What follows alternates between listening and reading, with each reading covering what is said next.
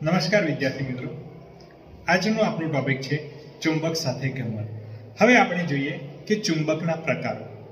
તો ચુંબકના પ્રકારોની અંદર આપણે જોઈએ તો આપણી જોડે વિવિધ આકારના ચુંબક હોય છે, જે આપણે જાણીએ છીએ. આપણી જોડે છે ગજિયો ચુંબક, પછી છે ઘોડાની નાળ જેવો ચુંબક, ત્યારબાદ નળાકાર ચુંબક, પછી ઈંડાકાર ચુંબક, ત્યારબાદ આની અંદર આપણે હોકાયંત્ર તો જાણીએ જ છીએ, જેની અંદર હોય છે સ્વયાકાર ચુંબક. આપણે જાણીએ છીએ મિત્રો કે ચુંબકને બે ધ્રુવ હોય છે, એક છે એન ધ્રુવ અને એક છે એસ ધ્રુવ. એન ધ્રુવને આપણે કહીશું ઉત્તર ધ્રુવ અને એસ ધ્રુવને આપણે કહીશું દક્ષિણ ધ્રુવ.